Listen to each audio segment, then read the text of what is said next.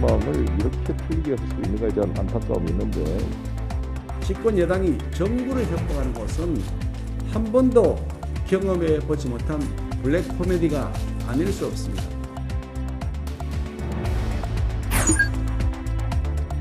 책임과 권한이 좀 모호하고 비효율적인 체제 이런 것들을 좀 빨리 개선을. 또 일단 이런 거는 전혀 믿지 마십시오. 그럼 발표되면 여러분들이 보고 객관적으로 판단하시면 됩니다.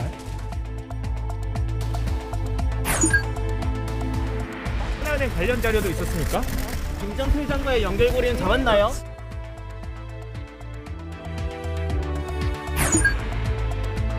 (60대) 이상 고령층은 확진율이 한 달 전에 비해 2배 이상 높아진 데다가 위중증 환자의 82%, 사망자의 97%가량을 차지하고 있어서 매우 심각한 상황입니다.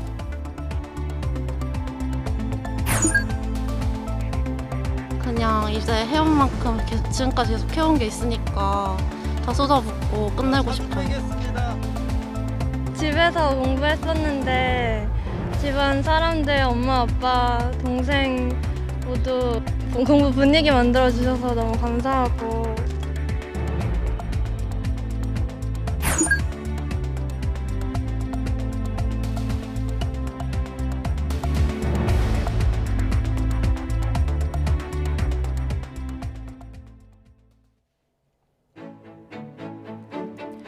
여러분 안녕하십니까?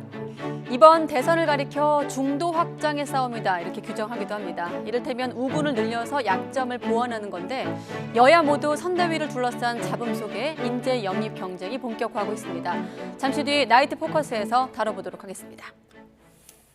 네, 뉴스나이트 먼저 어제 이 시간에 전해드린 초과 세금 수입 관련 내용부터 다시 짚어보겠습니다.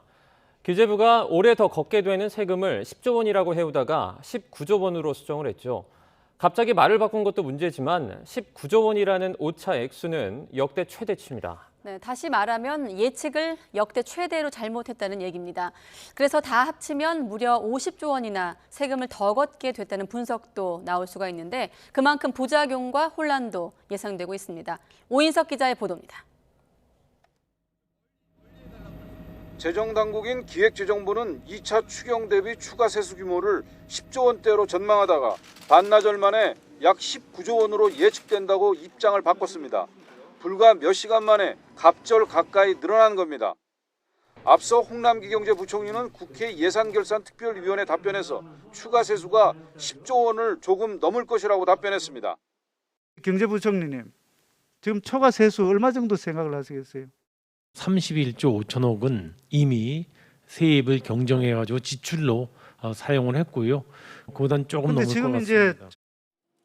정부의 세수 예측이 너무 빗나가면서 역대 최고의 오차율을 기록할 것으로 보입니다. 올해 본 예산을 작성할 때 예측했던 세금 수입보다 50조 원 넘게 더 거칠 것으로 전망되기 때문입니다. 오차율이 17.9%에 달해 이전 최고 기록인 2018년의 9.5%를 훌쩍 뛰어넘게 됩니다. 기획재정부는 올해 성장률과 물가가 예상보다 크게 높아졌고 안정될 것으로 전망되던 부동산 거래도 계속 활발히 유지되면서 세수가 크게 늘었다고 해명했습니다. 하지만 정부의 부실한 세수 예측은 나라 살림의 근거를 흔들 수 있다는 비판이 나오고 있습니다. 예측이 크게 벗어나지 않았다면 재난지원금과 소상공인 손실보상 예산을 좀 더 반영하고 국채 상환 규모도 더 늘리는 게 가능해집니다. 세수 추계에 오차가 생기는 경우에는 과도한 국채 발행으로 인해서 국민 부담이 증가하는 가운데 금융시장에서는 가산금리 등이 높아지는 부작용이 발생할 수 있다고 생각됩니다. 기재부는 큰 규모의 초과 세수 발생에 송구하다며 머리를 숙였습니다. 하지만 의도적으로 세금 수입을 적게 잡았다는 일부의 의혹 제기에 대해선 있을 수 없는 일이라고 반박했습니다. 또 초과 세수를 방역지원금 예산으로 활용하자는 여당 요구에 대해선 여전히 부정적인 입장을 밝혔습니다. YTN 오인석입니다.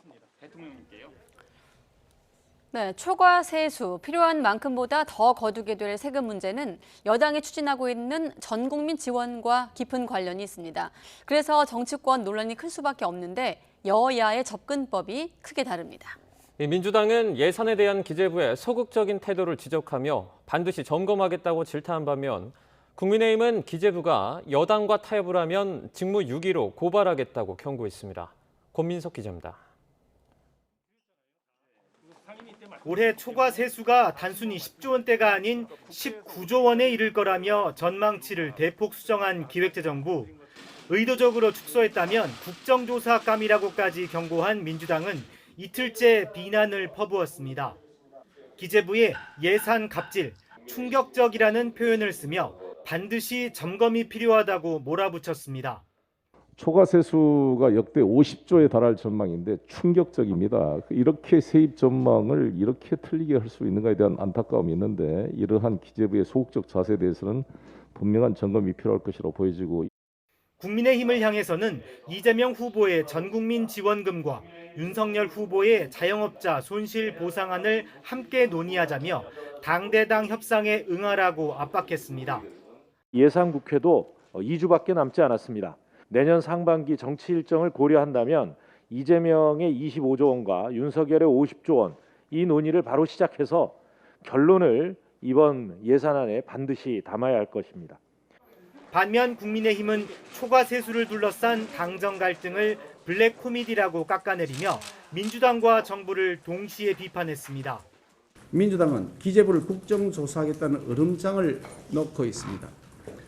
아무리 정권 말이라고는 하지만 집권 여당이 정부를 협박하는 것은 한 번도 경험해 보지 못한 블랙 코미디가 아닐 수 없습니다. 이번에도 기재부가 백기를 들면 엄중한 법적 책임을 묻겠다면서 여당과 타협하지 말라고 엄포도 놨습니다. 민주당과 이재명 후보의 매표 행위에 만약 굴복하고 동조한다면 그것은 업무상 국고손실죄, 직무유기죄, 배임죄 등 법적 책임에 해당될 것입니다. 민주당의 협상 제안에 대해선 정부부터 설득하고 오라며 일축했습니다.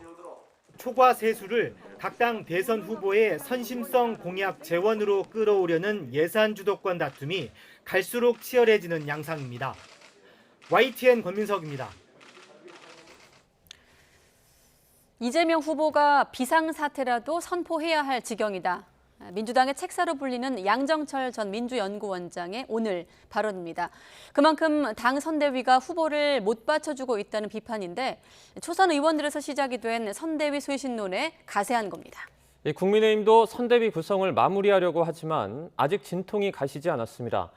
민주당의 전 대표 영입까지 추진하며 외연 확장에 나섰지만 윤석열 후보와 김종인 전 위원장, 이준석 대표와의 이견이 여전해 보입니다. 박석영 기자입니다. 문재인 대통령의 복심으로 불리는 여권의 책사 양정철 전 민주연구원장이 국회를 찾아 이재명 후보 선대위를 향해 직격탄을 날렸습니다.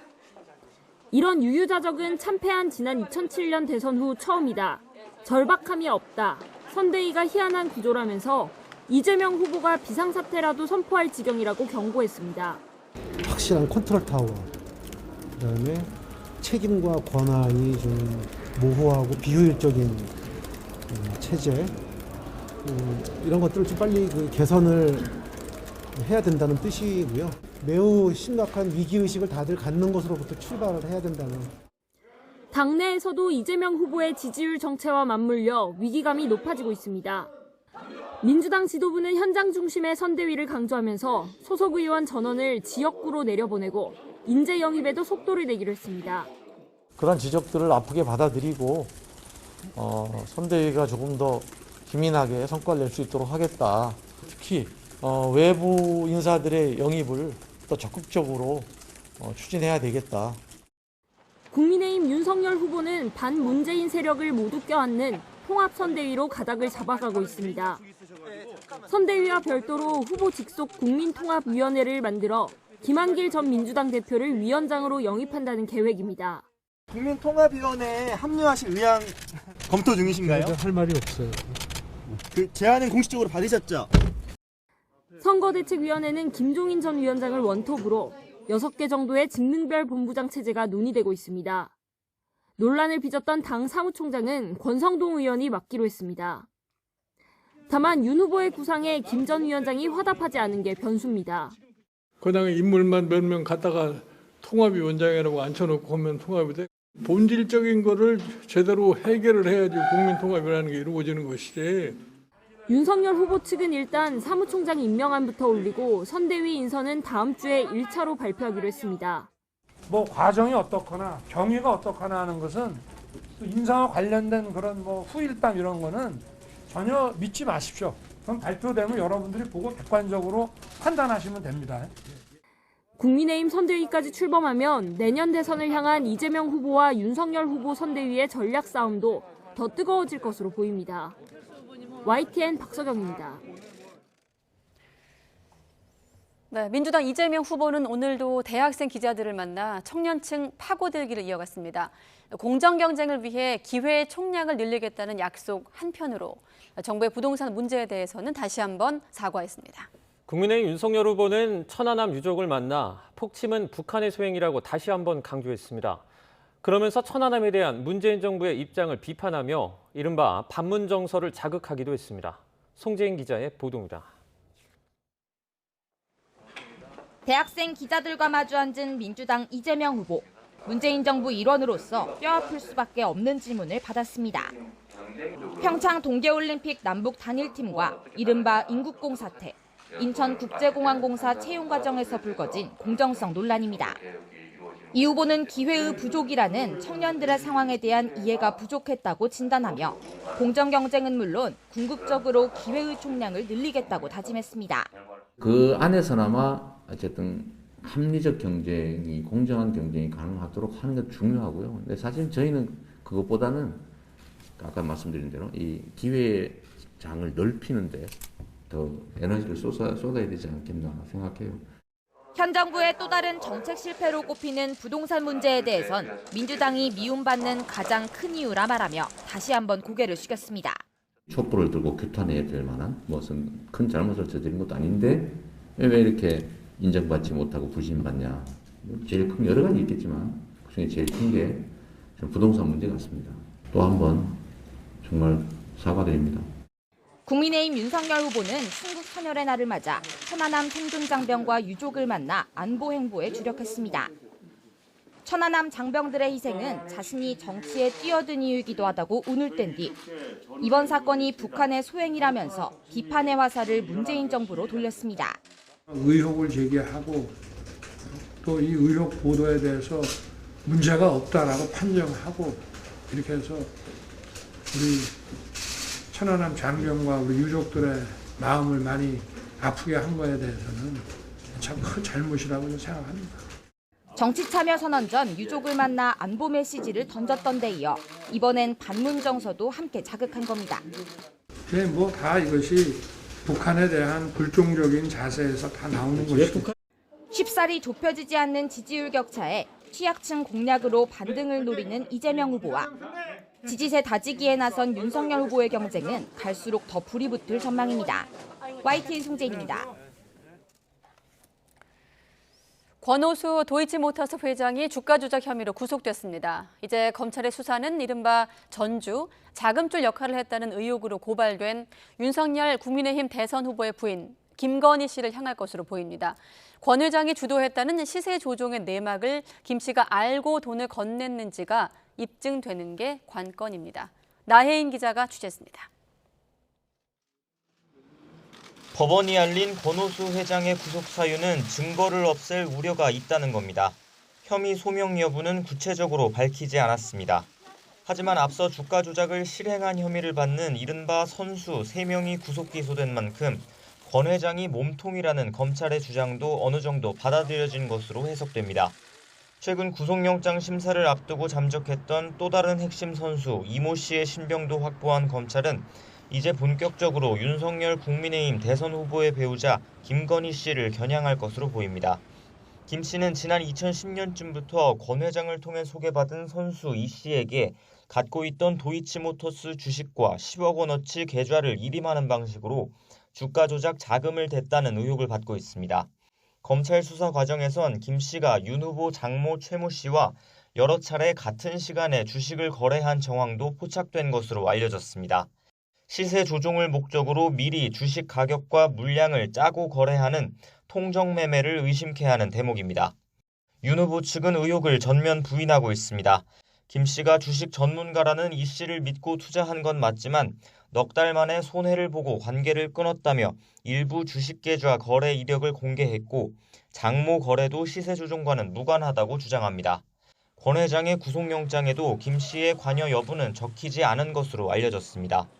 아직 김 씨의 범죄 혐의를 구성할 만한 증거까지는 확보하지 못한 게 아니냐는 분석이 나오는데 수사의 핵심은 김 씨가 당시 도이치모터스의 시세 조종성 거래를 인지했는지 밝히는 겁니다.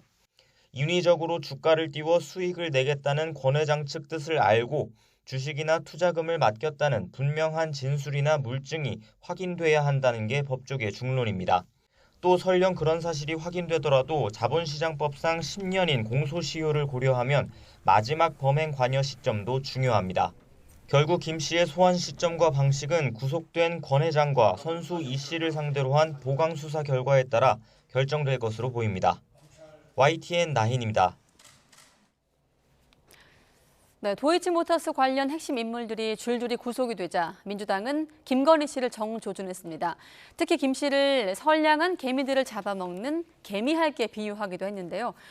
또 국민의힘은 고발 사주 의혹에 대한 공수처 수사에 거세게 반발하고 있습니다.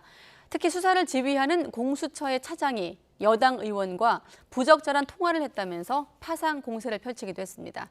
황희경 기자가 보도합니다. 도이치모터스 권오수 회장 구속 소식에 민주당은 일제히 국민의힘 윤석열 후보의 부인 김건희 씨를 겨냥하고 나섰습니다. 대선 후보 부인도 후보 못지않은 검증 대상이라면서 모든 의문에 대해 직접 소상히 해명하라고 압박했습니다. 만약 윤 후보가 지위를 활용해 사건을 덮으려 했다면 명백한 직권 남용이라면서 후보 교체 사안이라고도 주장했습니다. 만약 김건희 씨의 주가 조작 적극 가담이 사실로 드러난다면 야당 대선 후보 부인이 선량한 개미들을 잡아먹는 악랄한 개미할기였다는 것이 드러나게 될 것입니다. 반면 국민의힘은 고발 사주 의혹 수사를 지휘하는 공수처 차장이 여당 의원과 식사 약속을 잡았다 취소했다는 의혹을 공격 대상으로 삼았습니다. 부적절한 통화가 드러난 만큼 공수처 차장을 파면해야 한다며 공세를 펼쳤고 그냥 무작정 얼굴 보자고 해서 식사하자고 했겠습니까? 이 바쁜 예산 정국하에서. 그렇기 때문에 매우 강한 의혹이 되는 것이고 파면이 당연한 사유라고 생각합니다. 특히 윤 후보 측은 과거 중앙정보부보다 더한 공작을 펼치고 있다며 공수처가 아니라 정치 공작소라고 비난 수위를 끌어올렸습니다. 국회 법제사법위원회에서도 공방이 이어지면서 여당은 검찰을 상대로, 야당은 공수처를 상대로 감찰을 하라고 목소리를 높였습니다. 검찰총장 부인이라고 1년 동안 이 구속된 사람들을 수사 안 한 거예요. 이거 법무부 지금 뭐 하고 있습니까? 이거 지금 감찰도 해야 되고요. 현재 중앙지검에서 독립적으로 법과 원칙에 따라서 철저히 수사를 하고 있는 것으로 알고는 있습니다. 그 부분은 정확하게 감찰을 하시든지 그 여운국 차장이 수사 대상인 겁니다. 수사기관에 있는 사람은 더 엄하게 정치적으로 중립 지켜야 되고 지금 선거철입니다.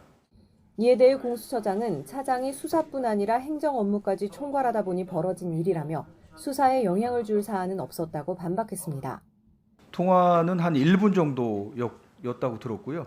그다음에 시간 될 때 식사를 한번 하시자고 했는데 지금 수사 진행 중이기 때문에 그건 좀 곤란하다 해서 식사 약속은 잡히지 않은 것으로 알고 있습니다.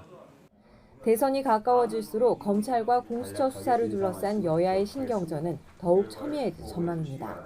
YTN 황희경입니다. 대장동 개발 특혜 의혹과 관련해서는 검경이 동시다발 강제 수사에 나섰습니다. 먼저 검찰은 아들 50억 퇴직금 의혹과 관련해 곽상도 전 의원과 하나은행을 압수수색했고 경찰도 역시 로비 의혹이 불거진 최윤길 전 성남시 의장 그리고 화천대유 사무실을 압수수색했습니다. 김경수 기자의 보도입니다. 검찰 수사관들이 곽상도 전 의원 집으로 파란 상자를 들고 들어갑니다. 의원직 사퇴한 가결 엿새 만에 검찰이 곽 전 의원을 상대로 강제 수사에 돌입한 겁니다. 하나은행 관련 자료도 있었습니까? 김 전 회장과의 연결고리는 잡았나요? 곽 전 의원 자택과 옛 사무실을 압수수색한 검찰은 하나은행 본점도 동시에 압수수색했습니다. 대장동 개발 사업과 관련해 프로젝트 파이낸싱과 여신 업무를 담당한 부서 등이 대상이 됐습니다. 검찰은 화천대유가 하나은행과 컨소시엄을 구성하는 과정에서 무산 위기에 처하자 곽 전 의원이 김만배 씨의 부탁을 받고 하나금융지주 김정태 회장에게 영향력을 행사한 것으로 의심하고 있습니다. 곽 전 의원 아들이 화천대유에 취직하고 퇴직금 등의 명목으로 50억 원을 받은 게 바로 그 대가라는 겁니다. 앞서 곽 전 의원은 자신은 대장동 사업이나 화천대유와 관련된 일에 관여하지 않았다며 반드시 결백을 증명하겠다는 입장을 냈습니다. 김 회장 측도 곽 전 의원을 전혀 모르는 사이라고 주장한 것으로 알려졌습니다. 지난달 곽 전 의원 아들을 2차례 소환 조사하고 하나은행 관계자도 여러 차례 조사한 검찰은 압수물 분석이 끝나는 대로 곽 전 의원도 조만간 불러 사실관계를 확인할 것으로 보입니다. 경찰도 최윤길 전 성남시 의회 의장 자택과 화천대유를 동시에 압수수색하며 로비 의혹 수사에 본격 착수했습니다. 화천대유 부회장이기도 한 최 전 의장은 성남도시개발공사 설립안이 시의회를 통과할 당시 주도적인 역할을 하고 거액을 약속받은 의혹을 받고 있습니다. 정영학 회계사 녹취록에 등장했던 성남시 의회 30억 로비 대상이 최 전 의장이 아니냐는 건데 최 전 의장도 소환 조사가 불가피한 상황입니다. 검찰과 경찰이 주요 인물들을 나누어 동시에 로비 의혹 수사에 팔을 걷어붙인 모양새지만 구속된 김만배, 남욱 2명을 기소하기 전에 결론을 내긴 쉽지 않은 상황입니다. 코로나19 확진 판정을 받았던 7명 가운데 부장검사를 포함해 5명이 복귀하긴 했지만 오는 22일인 김 씨와 남 변호사의 구속기한까진 물리적 시간이 부족한 겁니다. 검찰은 일단 구속영장에 적시됐던 배임 혐의와 일부 뇌물 혐의부터 기소한 뒤 추가 수사를 이어가는 방안을 검토하는 것으로 알려졌습니다. 또 경찰이 포렌식 분석을 마무리한 유동규 전 성남도시개발공사 기획본부장의 휴대전화 기록도 조만간 넘겨받기로 했습니다. YTN 김경수입니다. 코로나19 신규 확진자가 급증해 역대 2번째로 3,000명대를 기록했고 위중증 환자는 500명을 훌쩍 넘었습니다. 60세 이상 고령층 등 고위험군의 백신 추가 접종 간격이 6개월에서 4개월로 50대는 5개월로 단축됩니다. 이동우 기자입니다. 코로나19 신규 환자는 3,187명. 지난 9월 25일에 이어 2번째로 신규 환자가 3,000명을 넘어섰습니다. 이에 따라 위중증 환자도 하루 사이에 27명 늘어 522명으로 역대 최다를 기록하며 의료 체계에 부담이 가중되고 있습니다. 사망자도 21명 발생하는 등 코로나19에 취약한 고령층의 안전이 위협받는 상황입니다. 60대 이상 고령층은 확진율이 한 달 전에 비해 2배 이상 높아진 데다가 위중증 환자의 82%, 사망자의 97%가량을 차지하고 있어서 매우 심각한 상황입니다. 여기에 서울의 중환자 병상 가동률이 80%를 넘어서는 등 수도권 병상 확보에 비상이 걸렸습니다. 현재 80% 정도의 가동률로 운영을 하고 있는데요. 그 남은 20% 정도로 운영하는 것이 쉽지 않습니다. 왜냐하면 저희가 확보하고 있는 병상 대비 의사나 간호사 인력이 그만큼 충분치 않은 부분이 있기 때문이고요. 이런 가운데 백신 접종을 완료했지만 시간이 지나 효과가 떨어지기 시작한 고령층의 돌파 감염 비율이 크게 높아지자 정부가 추가 접종 대책을 내놓았습니다.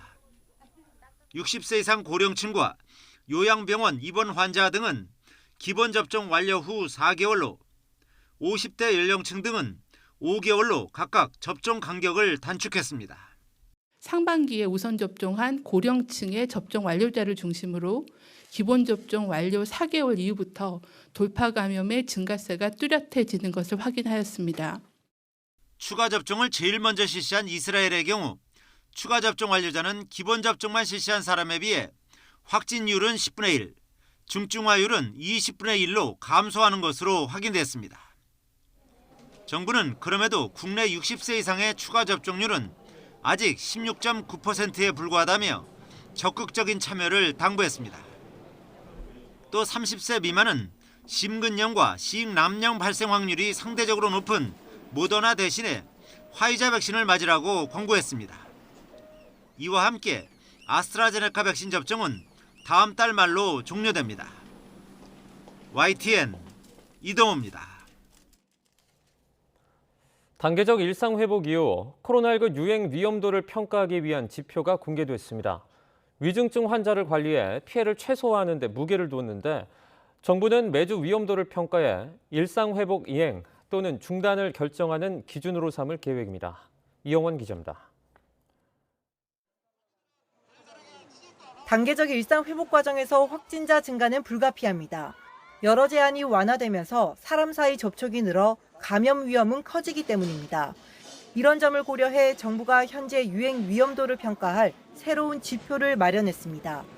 의료 방역 대응과 코로나19 발생, 예방접종 등 3개 영역에서 모두 17개 지표를 제시했습니다.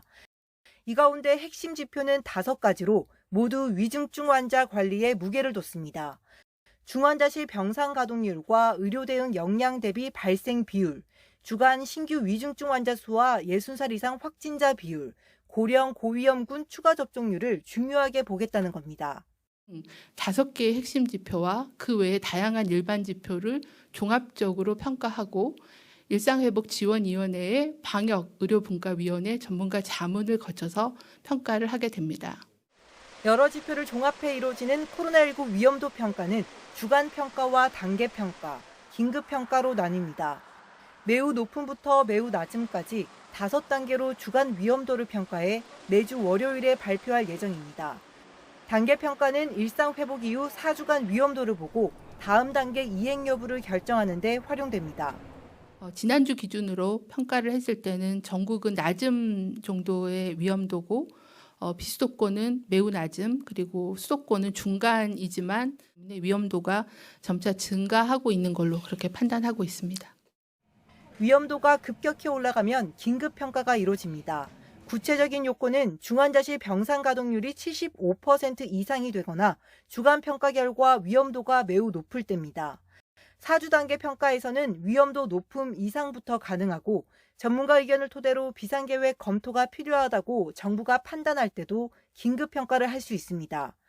이 같은 평가 이후 실제로 일상 회복을 멈추는 비상계획을 발동할지, 일상 회복 다음 단계로 이행할지는 일상회복지원위원회 자문을 거쳐 중앙재난안전대책본부가 결정합니다. YTN 이영훈입니다. 이달부터 단계적 일상 회복이 시행되면서 유흥업소는 접종 완료나 음성 확인제, 이른바 방역 패스를 전제로 영업이 가능한데요. 업종은 일반 음식점으로 해놓고 방역 패스를 피해 영업한 무허가 유흥주점이 경찰에 적발됐습니다. 박기광 기자의 보도입니다. 자정을 앞둔 서울 강남의 한 술집. 술판이 벌어진 테이블마다 여성 종업원들이 앉아 있습니다. 입구엔 QR코드 같은 출입 확인 절차도 없습니다. 알고 보니 이곳은 일반 음식점으로 등록된 무허가 유흥주점이었습니다. 단속에 꼼짝없이 걸렸는데도 직원들은 혐의를 부인하며 잡아뗐습니다.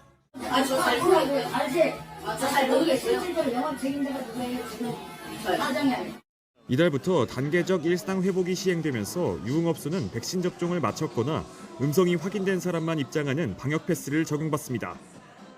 이번에 적발된 해당 업소는 영업 허가를 일반 음식점으로 받아 그간 단속망을 피해왔습니다. 이렇게 일상 회복 이후 보름간 벌어들인 수익만 6천만 원이 넘습니다. 경찰은 단속에서 적발한 종업원과 손님 등 14명을 식품위생법과 감염병 예방법 위반 등의 혐의로 입건하고 지자체에도 통보했습니다. 백신 접종 여부는 말할 것도 없고 전자출입 명부, 체온 체크 이것도 안 돼 있었고 위드 코로나 약속을 어기고 공동체에 좀 위협이 될 수 있는 이런 불법 영업을 하고 있으면 이처럼 일반 음식점에 탈을 쓰고 24시간 영업하는 유흥주점들이 방역 구멍으로 적용한다는 지적이 따르고 있습니다. 이에 따라 정부도 유흥시설 유사업종으로 판단되는 음식점에 대해선 방역수칙 위반 시 운영 중단 조치까지 내리는 등 대응을 강화하기로 했습니다. YTN 박기환입니다. 네, 코로나 상황에서 치러지는 두 번째 수능 시험 바로 내일입니다. 무엇보다 방역이 걱정일 수밖에 없는데 확진 판정을 받거나 격리 중인 수험생들도 별도로 마련된 공간에서 시험을 봅니다. 내일 갑자기 열이나 기침 등 의심 증상이 있어도 역시 따로 시험 보는 게 가능합니다. 개훈이 기자가 예비 소집 현장 분위기와 함께 전해드립니다. 오전 10시가 되자 서울의 한 고등학교에 차량이 하나둘 들어섭니다. 예비 소집일을 맞아 수험표를 받고 시험장을 확인하기 위해서입니다. 열심히 했으니까 시험 잘 볼 거야. 차분하게 시험 잘 봐. 수험생들은 수험표를 확인하고 시험장 위치와 안내사항을 다시 한번 확인합니다. 코로나19로 선생님들은 교실이 아닌 운동장에서 학생들을 맞이하고 수험표와 격려 물품을 나눠줬습니다. 한 명 한 명 격려를 해줄 수 있어서 그거는 좀 특별하고 또 담임 교사로서는 조금 더 이렇게 신경 쓰는 표현을 할 수 있는 것 같기는 해요. 수험표를 받아들고 나니 이제야 수능을 본다는 게 실감이 난다는 수험생들. 그냥 이제 해온 만큼 지금까지 계속 해온 게 있으니까 다 쏟아붓고 끝내고 싶어요. 집에서 공부했었는데 집안 사람들, 엄마, 아빠, 동생 모두 공부 분위기 만들어주셔서 너무 감사하고. 확진되거나 격리된 수험생은 예비 소집에 참석할 수 없어 가족이나 지인이 수험표를 대신 받았습니다. 2022학년도 대학 수학 능력 시험을 하루 앞두고 전국 1,300여 개 학교에서 수험생 예비 소집이 진행됐습니다. 수험생 중 확진자와 자가격리자는 별도로 마련된 시험장에서 시험을 보는데 지금까지 확진된 수험생은 68명, 격리자는 105명입니다. 수험생은 오늘 밤 10시까지 보건소에서 신속 PCR 검사를 받을 수 있습니다. 확진이나 자가격리 판정을 받으면 관할 교육청에 즉시 신고해 병원 등 별도 시험장을 배정받아 시험을 치르게 됩니다. 시험장에 입시를 하기 전 체온 측정에서 37.5도 이상이면 따로 마련된 별도 시험장에서 시험을 치를 수 있습니다. 수험생들은 오전 6시 30분부터 시험장에 들어갈 수 있는데 오전 8시 10분까지는 입시를 마쳐야 합니다. YTN 개훈입니다. 코로나 수능이라도 전국의 기도 명소 풍경은 여느 때와 다르지 않습니다. 함께 마음 졸였던 시간들, 자녀들의 최선을 바라는 마음이 담긴 기도들이 이어졌습니다. 계속해서 허성준 기자입니다. 천여 개의 계단을 올라왔지만 잠시 쉴 틈도 없이 절을 올리고 또 올립니다. 원하는 대로 이루어지길 바라며 간절한 마음을 담아 초에 불을 밝힙니다. 지극정성으로 기도하면 한 가지 소원은 꼭 들어준다는 팔공산 갓바위. 수능 시험을 앞두고 자녀의 선전을 바라는 학부모들의 간절한 기도가 이어졌습니다. 공부하는데 많은 어려움이 많았을 텐데요. 그냥 무사히 무탈하게 별일 없이 시험 잘 치렀으면 좋겠습니다. 그 모든 친구들이 다 좋은 점수 받아서 수능 잘 쳐서 원하는 대학 모두 합격했으면 좋겠습니다. 막내딸 수능 시험 좀 잘 하라고 이제 부처님께 기도 공덕을 오래전부터 올리고 있었습니다. 코로나19로 수험생들의 부담이 그 어느 때보다 큰 상황. 힘든 조건에도 열심히 달려온 자녀들을 생각하면 대견하면서도 안쓰러운 마음입니다. 혹시 결과가 좋지 않더라도 쓰러지지 않고 다시 일어설 수 있게 해달라는 기도도 잊지 않습니다. 아이가 잘하기를 간절히 원하지만 사실은 아이가 잘못될 수도 있잖아요. 그럴 때 좌절하지 않고 앞으로 더 나아갈 수 있는 힘을 얻게 해달라고 아이도 그렇고 저도 그렇고. 수험생 곁을 지키며 함께 마음 졸여온 부모들. 두 손 모아 절하는 모습에 그동안 노력이 헛되지 않기를 바라는 간절한 마음이 엿보입니다. YTN 허성준입니다. 이 술에 만취한 한 남성이 길을 걷다 도로에 돌멩이를 던져놨습니다. 아무 생각 없이 그랬다는데 이 위험한 행동은 결국 다른 사람에게 참변으로 이어졌습니다. 이 새벽 시간 오토바이를 몰고 배달 노동을 하던 20대 청년이 이 돌을 미처 발견하지 못하고 부딪히면서 안타깝게 목숨을 잃었습니다. 양동훈 기자입니다. 승용차 한 대가 비상등을 켠 채 도로에 서 있고 앞으로 분주하게 움직이는 사람들이 보입니다. 이후 119 구급대가 도착하고 경찰들도 찾아와 사고 현장을 확인합니다. 지난 6일 새벽 1시쯤 도로를 달리던 오토바이가 차도에 올려져 있던 길이 44cm, 높이 12cm 가로수 경계석에 부딪히는 사고가 났습니다. 오토바이는 이곳에 놓여있던 돌에 부딪힌 뒤 균형을 잃고 결국 넘어졌습니다. 달리던 속도 때문에 충격 뒤 수십 미터를 더 가서 쓰러진 거로 조사됐습니다. 이 사고로 20대 오토바이 운전자가 숨졌습니다. 새벽에 야식 배달 아르바이트를 하던 청년이었습니다. 조사 결과 술에 만취한 50대가 길을 가다 인도에 있던 가로수 경계석을 집어 던진 거로 확인됐습니다. 사고는 그로부터 5분쯤 뒤에 발생했습니다. 피의자는 경찰에 아무 생각 없이 한 행동이었다고 말한 거로 전해졌습니다. 경찰은 인명사고 가능성을 알고 한 범행으로 판단해 피의자의 구속영장을 신청했습니다. YTN 양동훈입니다.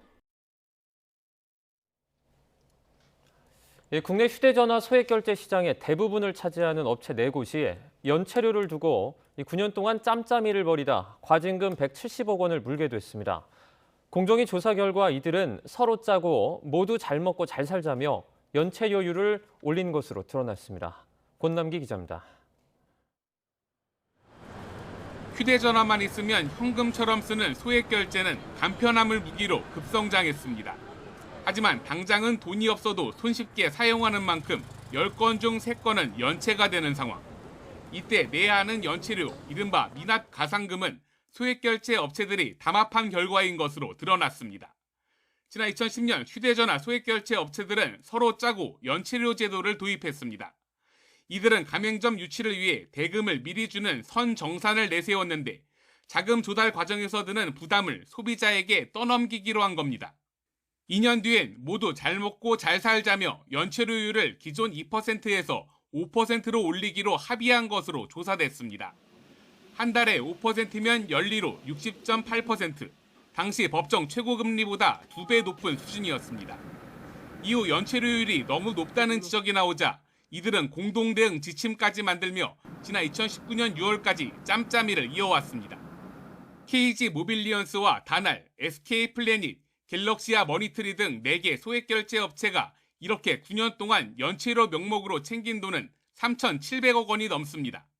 카드를 발급받지 못하는 대학생들이나 금융 취약계층이나 약한 사람을 대상으로 해서 어떤 미납가상금, 즉 연체료 도입을 공정거래위원회는 4개 업체에 모두 합쳐 과징금 169억 3천만 원을 부과하고 이 가운데 KG 모빌리언스와 SK 플래닛은 검찰에 고발했습니다. YTN 권남기입니다.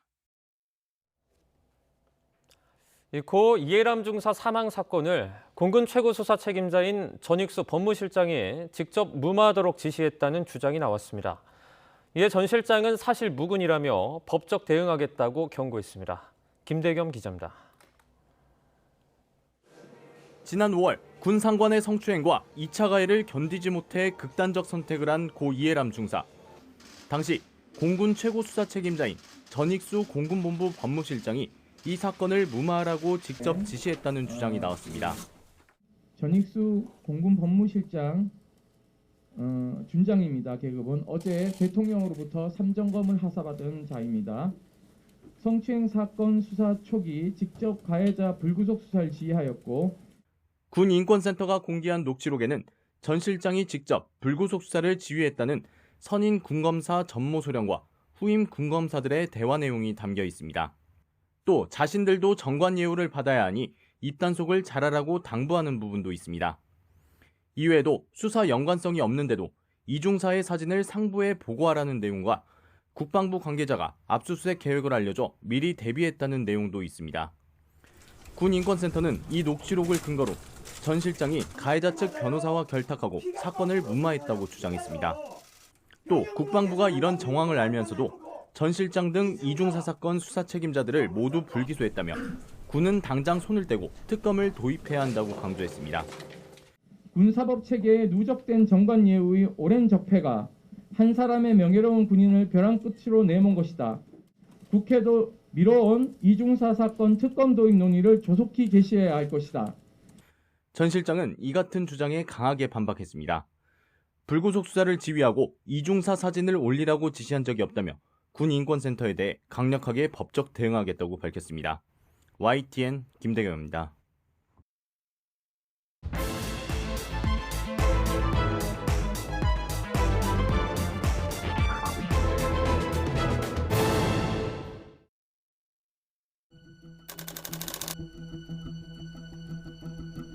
그런 지적들을 아프게 받아들이고 선대위가 조금 더 기민하게 성과를 낼 수 있도록 하겠다. 외부 인사들의 영입을 더 적극적으로 추진해야 되겠다.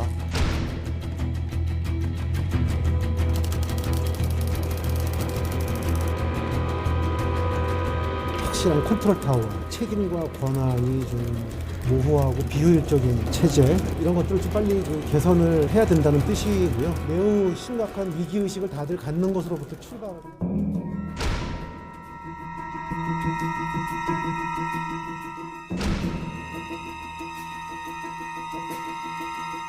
인사는 발표돼야 그게 인사인 거지. 그 전에는 확인해주거나 뭐 과정이 어떻거나 그건 발표되면 여러분들이 보고 객관적으로 판단하시면 됩니다. 그냥 인물만 몇 명 갖다가 통합위원장이라고 앉혀놓고 보면 통합이 돼. 본질적인 거를 제대로 해결을 해야지 국민 통합이라는 게 이루어지는 것이지.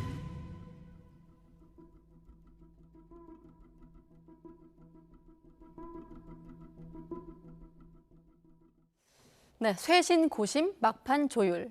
쇄신론이 불거진 민주당 선거대책위원회가 인재 영입을 포함한 대응책 마련에 고심 중입니다.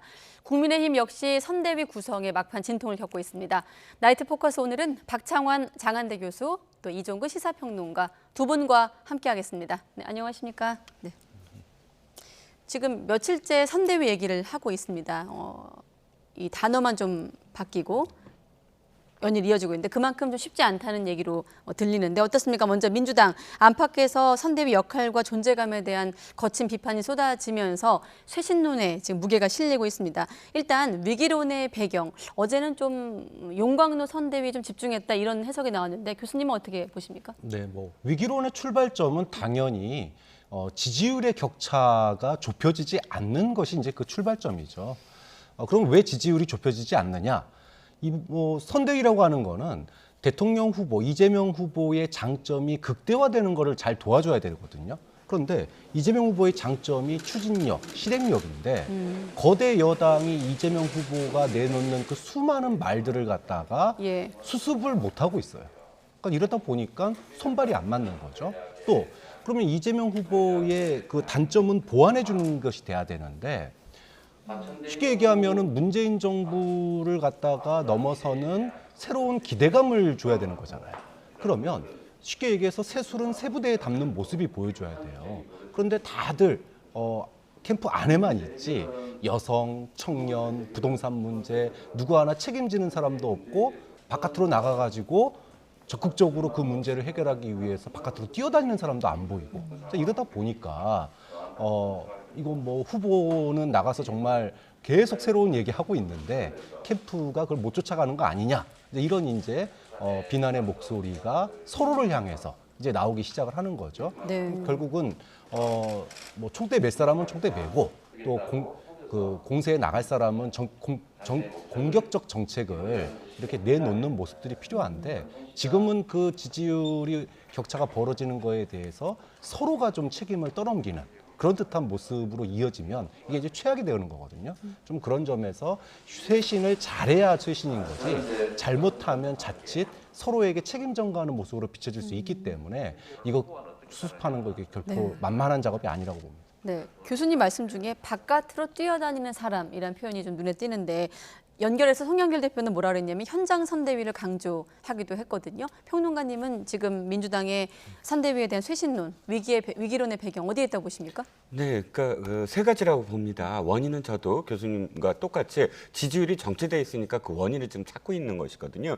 그런데 그 세 가지가 원인이라고 봐요. 첫 번째는 메시지 관리의 부재. 즉 메시지가 일관되지 않고 부수부수 후보의 메시지가 나오는데 그것을 총체적으로 관리해주는 팀이 위원장이 지금 제 역할을 못하는 게 아니냐. 첫 번째. 그다음에 리스크 관리의 부재. 리스크가 계속 지금 터져 나옵니다. 그건 메시지에 관한 리스크도 있고 또 이 후보의 배우자와 관련된 리스크도 있고 여러 가지 상황에서 하루에 리스크는 많이 벌어질 수도 있어요. 하지만 그것을 어떻게 해지해 나가고 대응하느냐. 그것이 이제 선대위의 역할인데 그것이 보이지 않는다. 예를 들자면 김혜경 여사와 관련돼서 낙상 사고가 있었는데 9시 정도에 보도가 나왔습니다. 아침. 그런데 후속 그 발표가 오후 4시에 나 있었어요. 이해식 실장이. 즉 중간에 한 번이라도 제대로 정리해 줬으면은 그런 유언비어라든지 이 가짜 뉴스가 번지지 않았을 텐데 바로바로 대응하지 못하는 이런 리스크 관리 부재. 마지막으로 이슈 주도를 하는 것이 지금 약하다. 이슈를 지금 한 달 전에 이미 선대위가 만들어졌는데 그만큼 이득을 취해야 될 거 아닙니까? 근데 이슈 그 이후에 이슈를 던지는 거면 후보 혼자서 정책 이야기를 할 뿐 이 당에서 앞으로 우리가 정권을 잡으면 어떻게 하겠다라는 이슈가 보이지 않는 거예요. 그래서 이런 것들이 난맥상, 즉 서로 눈치만 보면서 주도하지 못하는 이 팀들이 나서지 못하는 그 이유가 무엇일까 하고 선대위에 지금 돋보기를 지금 대보고 있는 상황입니다. 네, 지지율만 놓고 봤을 때 두 분의 이제 해석을 들어보면 그 지지율 얘기가 여권 입장에서 이제 야당의 컨벤션 효과로 이제 핑계를 대긴 이제 좀 핑계 같다 이렇게 좀 들리기도 합니다. 자, 연결해서 여권의 책사로 꼽히는 양정철 전 민주연구원장이 국회를 방문해서 직격탄을 날렸습니다. 어떤 발언을 했을까요?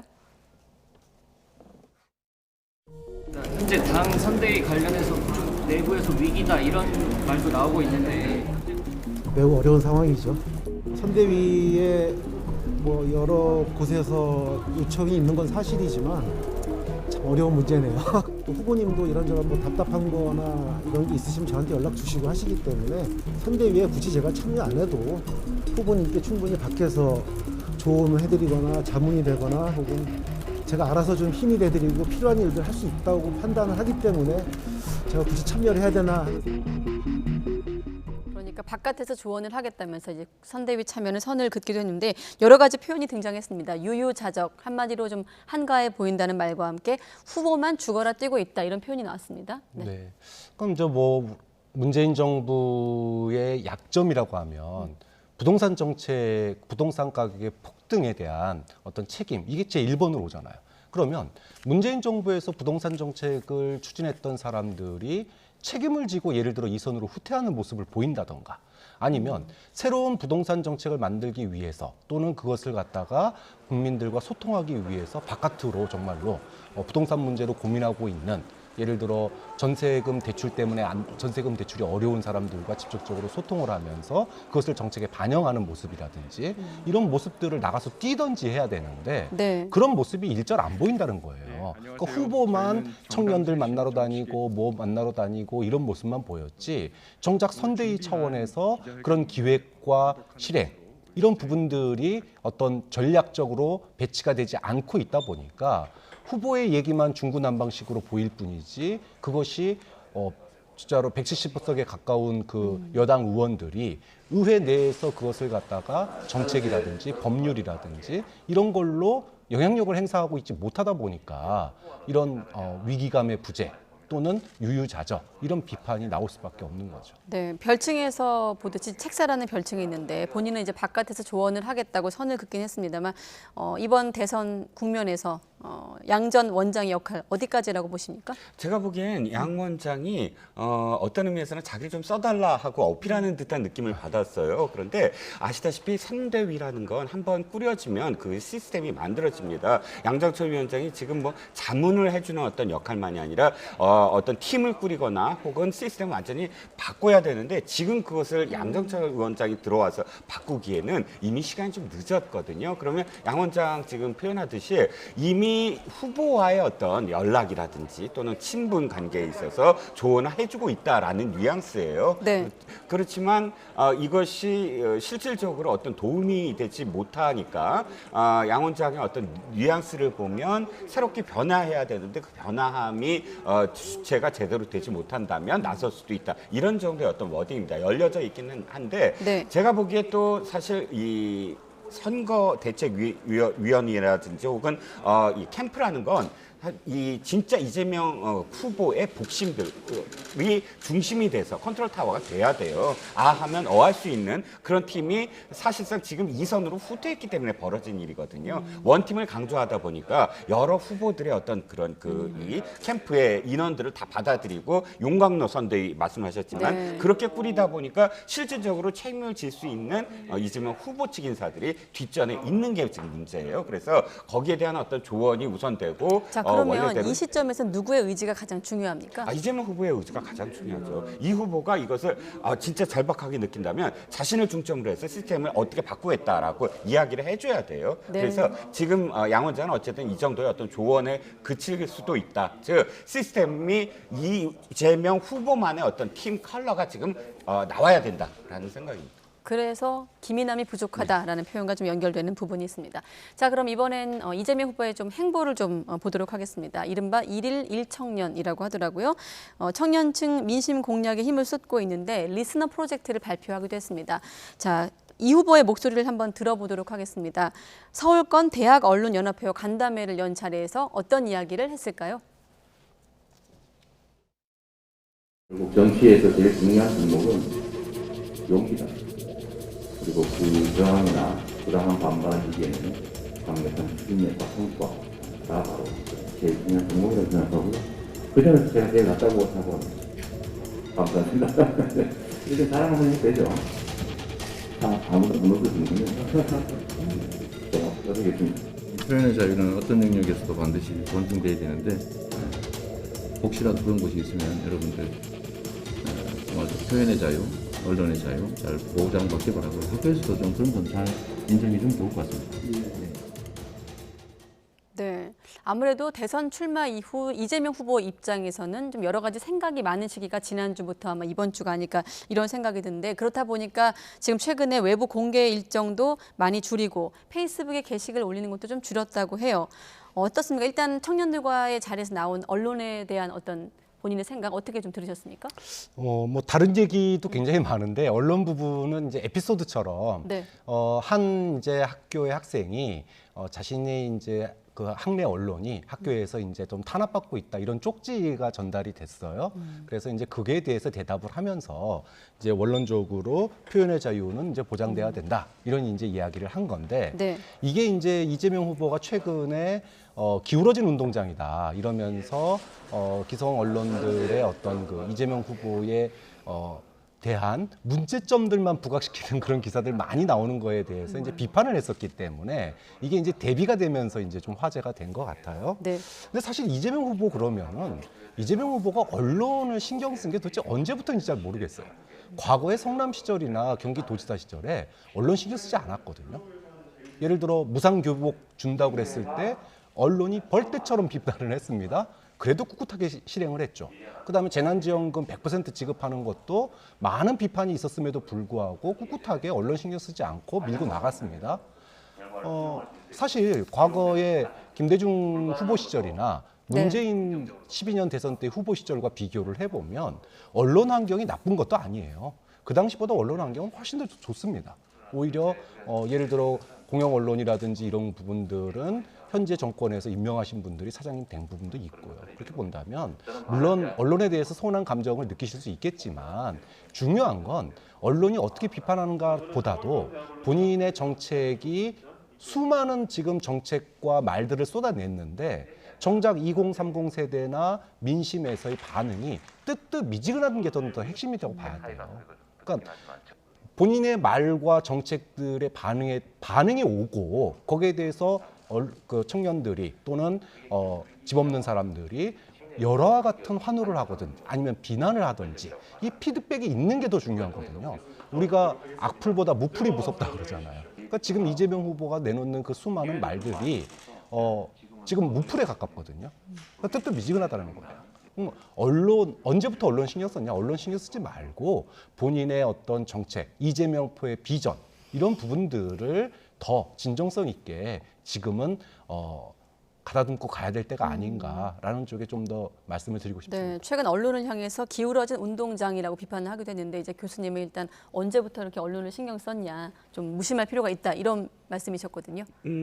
이재명 후보의 장점은 사실 성남시장 시절부터 직접적으로 소통을 했어요. SNS를 통해서 트위터라든지 또는 지금 페이스북이라든지 뭐 더 확장을 했지만 그러면서 사실상 시민과 또는 국민과 직접적인 어떤 그런 소통 그리고 그래서 열렬한 지지층을 지금 견고하게 만들어 나갔거든요. 네. 그런데 지금 현재 단계에서 교수님이 지금 문제를 제기했던 부분, 즉 이 정책적인 부분에서 시민들, 유권자들이 반응이 없다라고 지금 느껴지니까 그것을 언론 탓으로 돌린다라는 그런 지적은 저도 굉장히 공감을 합니다. 네. 언론은 옛날부터 똑같이 환경은 거의 똑같아요. 무엇이 누가 더 뭐 유리하다 불리하다가 아니라 이럴 때는 또 지금 현재는 이재명 후보한테 유리한 측면도 분명히 있거든요. 그렇다면 지금의 언론 탓은 어떤 의미에서는 피포위 의식, 즉 우리가 지금 포위되고 있다. 우리가 언론 환경에서 지금 기울어졌기 때문에 언론들이 우리를 공격하고 있다. 이런 이 불안감을 이렇게 드러내면서 지지자들을 결집하는 효과를 지금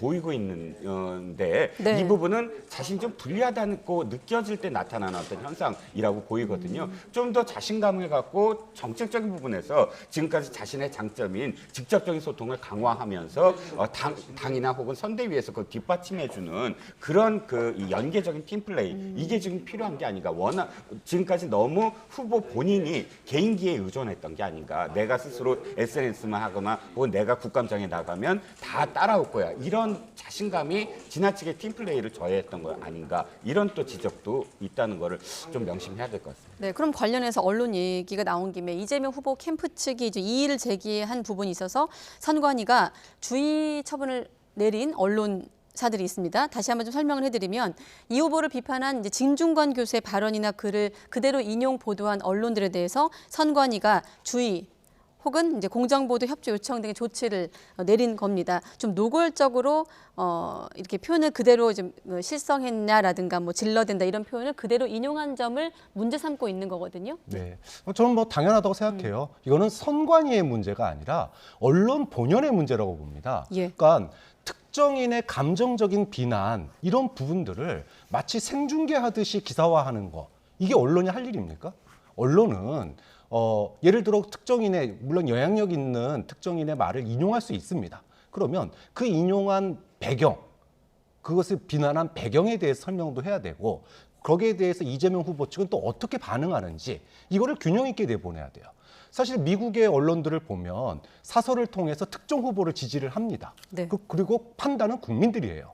그런데 우리나라 언론은 겉으로는 공정하다라고 얘기하고 특정 후보를 지지하지 않는다고 얘기하지만 막상 두세 면의 기자를 보면은 특정 후보를 갖다가 노골적으로 지지하거나 노골적으로 비난하는 이런 내용들이 많이 있거든요. 뭐 그런 점에서 본다면 저는 이번에 진중권 교수의 그런 말들을 생중계하듯이 그 부분만 기사화시키는 거 이거는 단순하게 선거의 문제가 아니다. 우리 언론이 정치 관련 또 선거 관련 보도를 할 때 이런 부분들은 명백하게 공정성에 위배되는 언론 본연의 자세에서도 벗어난 거라고 보기 때문에 네. 뭐 비판받아 마땅하다고 봅니다. 반론 없이 좀 일방적으로 보도한 부분을 선관위가 지적을 한 건데 뭐 국민의힘 같은 경우는 여당 후보를 노골적으로 지원한 것이라고 반발하기도 했습니다만 평론가님은 어떻게 평가하십니까? 저도 교수님과 일치하는 부분이 있어요. 공유하는 부분은 과연 언론이 SNS에 올린 글을 그대로 올리는 것이 기사화, 그대로 기사하는 것이 언론 본연의 그런 자세이냐라는 건 저도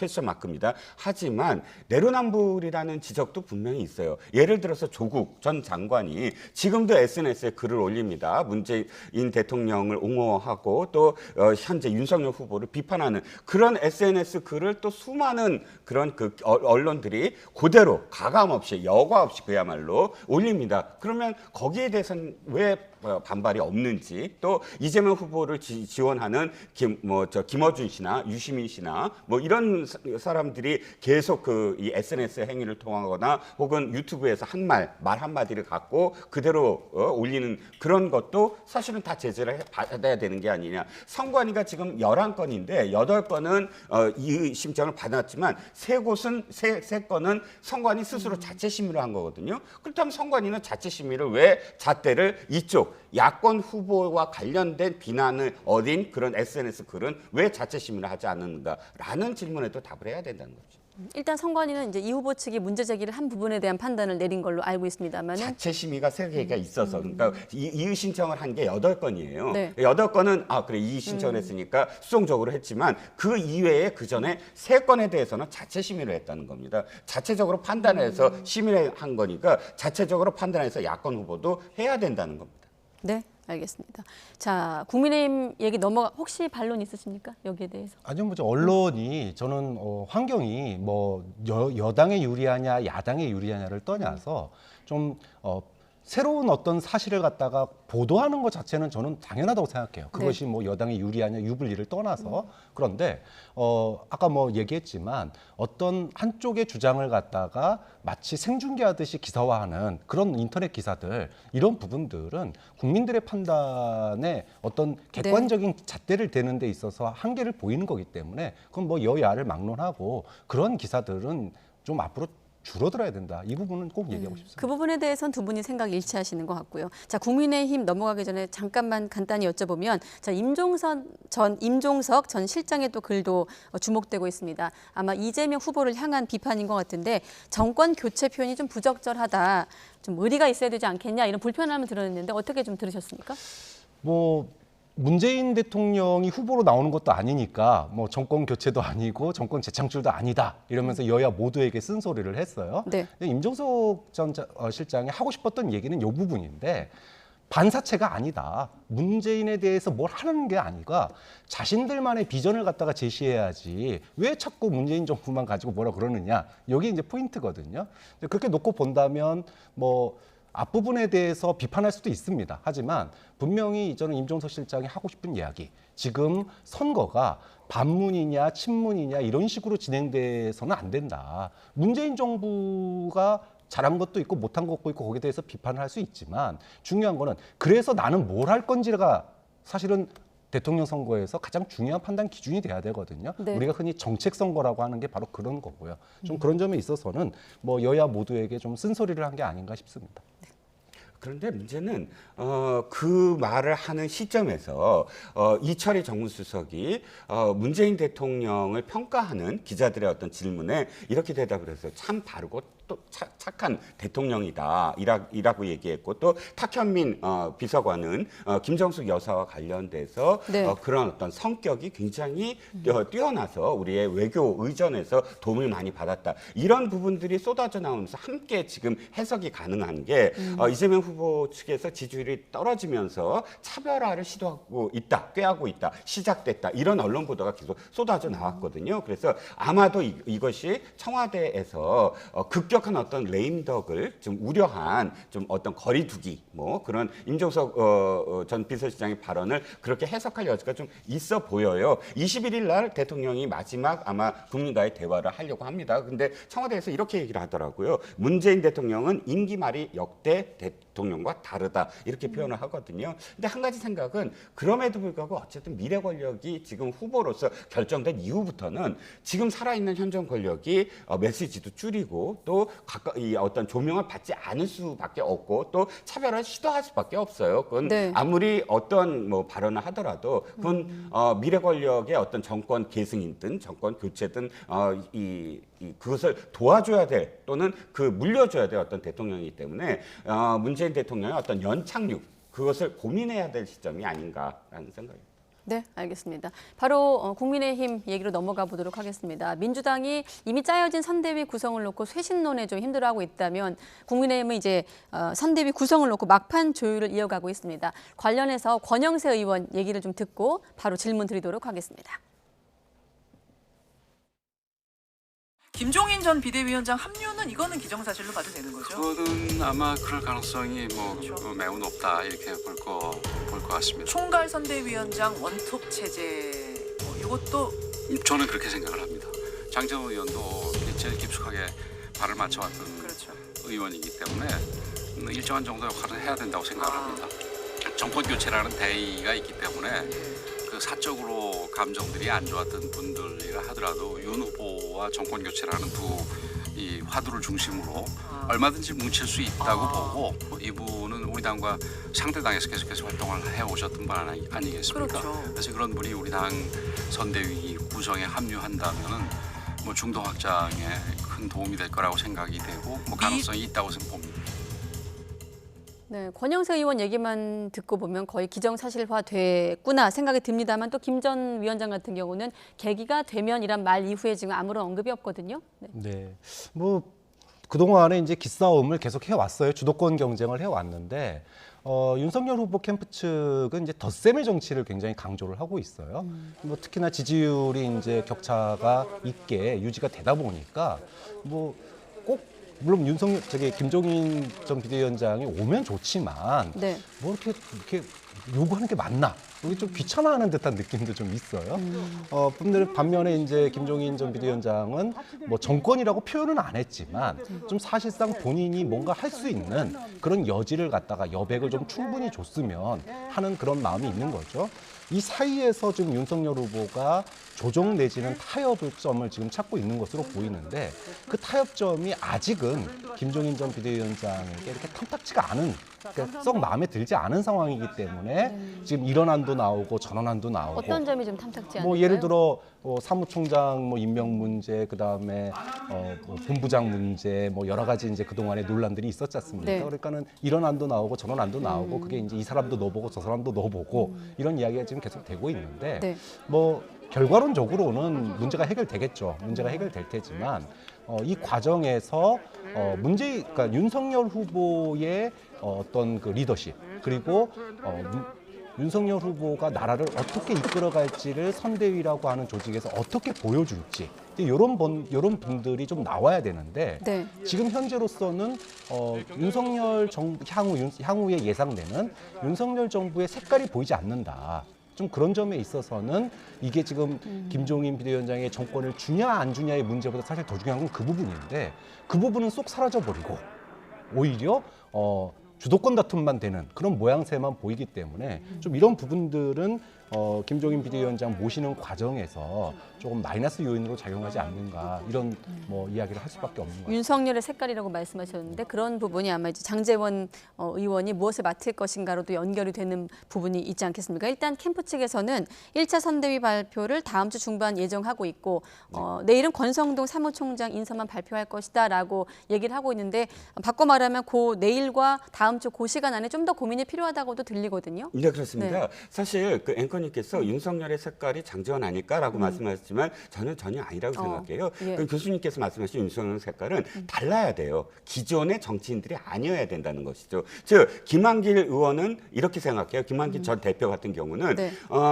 이 지금 국민의힘이 갖고 있는 또는 윤석열 후보가 자리하고 있는 지점에서 조금 더 중도를 갖고 있는 정치인. 그래서 그만큼의 또 확장성은 있다고 봅니다. 하지만 같은 어떤 그 기성 정치인인 건 맞거든요. 그런데 윤석열의 색깔, 윤석열은 다른 후보들, 기존의 경선에서 후보들과 다른 점은 뭐냐면 정치인 출신이 아니라는 거예요. 다른 정치인들은 4년 전에도 후보로 나왔던 사람, 뭐 대표였던 사람, 이런 사람들이지만 네. 윤석열 후보는 사실상 신인이거든요. 새로움. 그러니까 이 사람은 기존 정치인과는 다를 거야라고 생각하고 찍어준 사람들도 분명히 있을 거예요. 그리고 이 사람이 만들 정권은 다른 정치인들이 만들 사람들 그런 정권과 네. 다를 것이다. 이런 기대감을 선대위에서 보여줘야 되거든요. 그것이 교수님께서 말씀하신 저는 윤석열의 색깔을 보여줘야 된다. 그것이 없다라는 지적이라고 좀 공감을 합니다. 같은 그 색깔의 의미가 같은 건 맞습니까? 네, 맞습니다. 그렇군요. 그래서 제가 잘못 사실 이해했군요. 지금 그런 게 아무것도 없는 거예요. 새로운 사람.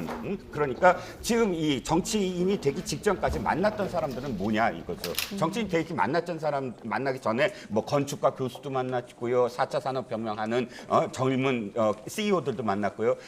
중요한 건 선대위에 그런 사람들을 보여주면서 앞으로 우리 이렇게 바꿀 거다라고 보여준 것. 그게 이제 남아있는 선대위의 인선 과정이거든요. 그래서 지금까지의 어떤 작업은 이 당의 뿌리가 없는 윤석열 후보가 당을 완만하게 포용으로 쪽으로 이렇게 끌어안으면서 자신의 어떤 그런 리더십을 보여준 거라면 앞으로 발표할 때까지의 정말 보여줘야 될 것은 새로운 사람들, 4차 산업혁명 같은 미래를 이끌어간 사람들을 진짜 보여줘야 된다. 새로운 인재 영입을 보여줘야 된다. 그것을 아마도 윤석열 후보는 더 고민하고 있지 않을까 생각합니다. 자, 그러면 미리 보는 윤석열의 선대위를 한번 구성해봤거든요. 그러니까 취재와 언론 보도를 바탕으로 한 물론 가상 구성입니다. 물론 그 안에서는 이제 확정된 자리도 있습니다만은 평론가님께서 말씀하신 새로움, 미래가 좀 보이는지 한번 두 분께 평가를 들어보죠. 만약에 이대로 간다면 가상입니다만은. 네. 그러니까 이제 우리가 과거에 김종인 비대위원장이 민주당에서 비대위원장을 하던 시절에 당시에 문재인 후보가 문재인 당대표죠. 당대표가 네. 새로운 인사들을 갖다가 막 매일 한 명씩 이렇게 발표를 한 적이 있었어요. 그 당시에 그 부분이 중도 확장성에 있어가지고 굉장히 새롭게 변하는 새 인물, 그러니까 새술은 새부대라고 하는 그런 어떤 기대감을 낳게 했거든요. 지금 뭐 나오는 이야기들은 현재 이제 그 국민의힘에 있는 정치권 인사 가운데 윤석열 후보를 갖다가 잘 서포팅할 수 있는 이런 사람들이 주로 이제 당내 인사들이 지금 현재는 거론되고 있는데 저는 민주당도 마찬가지고 국민의힘도 마찬가지고요. 핵심은 이 부분이라고 봐요. 네.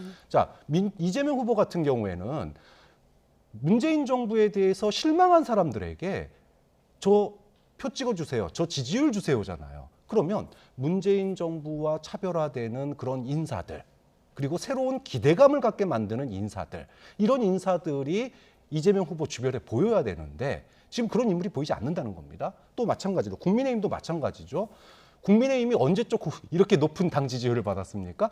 윤석열 후보 오고 나서 이렇게 지지율을 받는 거예요. 네. 그러면 기존의 국민의힘의 정치인들에 대해서 왜 이준석 바람이 불었습니까? 그 사람들 아니다라고 평가했기 때문에 이준석 바람이 분 거잖아요. 그러면 윤석열 후보에 대한 기대감, 이준석 당대표에 대한 기대감을 오래 있었던 그 기대감을 본다면 국민들이 어떤 선대위를 기대할까요? 당연히 윤석열은 뭔가 새로울 거야라고 했으면 그 새로운 바람의 기대에 부합하는 인사들이 윤석열 주변에 포진해야 되는데 네. 그런 색깔이 전혀 보이지 않는다라고 한다면 물론 뭐 이대로 가지는 않겠지만 저는 그런 점에 있어서 이재명 후보도 윤석열 후보도 향후 선대위에서 영입이 굉장히 중요한 관건이 될 수 있다고 봅니다. 네, 뭐 여기에 안 들어가 있습니다만 일각에선 또 이른바 쌀집 아저씨 예능 PD지 않습니까? 김영희 씨 또 합류설도 나오고 있고 자. 덧붙여서 평론가님은 어떻게 평가하십니까? 자, 여기서 사실은 공란이 있어요. 보시면 알겠지만 후보 직속 특별위원회가 있습니다. 국민통합위원회에 김한길 전 대표를 임명할 것 같아요. 네. 그러면 두 가지가 미래위원회하고 약자의 동해위원회거든요. 이거야말로 기성정치, 특히나 기성 국민의힘 정치인들과 이미지가 겹쳐지지 않는 부분이 있어요. 예. 그래서 미래위원회 같은 경우는 그야말로 4차 산업혁명을 이끌어갈 미래 먹거리를 만들어가는 어떤 일자리를 만들어가는 위원회여야 되고 약자의 동해위원회도 사실 보수 정당으로서 보다 더 포용력 있는 그런 이 세대 간 또는 지역 간 갈등을 포용할 수 있는 그런 위원회가 되어야 되는데 이것 역시 외부 영입이 해야 되는 어떤 상황이거든요. 네. 그래서 공란들이 사실은 앞으로의 답이 아닐까 싶습니다. 공란과 또 지금 여기 가상에 나온 인물 중에 또 누가 바뀌는지 한번 지켜보도록 하겠습니다. 자, 그런데 이 선대위 구성안에 아마 윤 후보는 이분이 좀 들어갔으면 할 거예요. 홍준표 의원. 그런데 전화를 받지 않는다고 또 인터뷰를 통해서 밝히기도 했는데 자, 홍준표 후보 청년의 꿈이라는 어떤 그 온라인 커뮤니티를 개설해서 지금 며칠 안 됐는데 반응이 좀 뜨겁거든요. 어떤 청년들의 질문을 받고 답하는 과정이 좀 눈에 띄기도 하는데 전화를 안 받는 건 왜 그렇다고 보십니까? 뭐 후보들에 대한 실망감이 일단 홍준표 후보는 분명히 있는 것 같아요. 네. 그러니까는 홍준표 전 대표 같은 경우에는 청년들의 목소리에 자신의 정치적인 기반, 향후의 행보를 갖다가 좀 주된 근거지로 삼을 그런 생각이 있는 것 같습니다. 그렇기 때문에 뭐 사실상 선대위 참여를 뭐 부정을 한 거고, 그리고 이제 그 문답 가운데서 그럼 누굴 찍어야 되나요?라고 이렇게 물어봤을 때 정권 교체 돼야 된다. 그런데 대한민국이 불쌍하다 이런 얘기를 했단 말이에요. 결국은 지금 여야 후보 모두에 대해서 비통하는 얘기거든요. 그 얘기는 향후에 자신의 어떤 대권 도전 여기까지 생각하면서 지금 이제 자신만의 어떤 정치를 시작하고 있는 거 아니냐 이렇게 봐야 될 것 같습니다. 네, 청년의 꿈을 통해서 홍준표 의원이 바라는 꿈은 어떤 겁니까?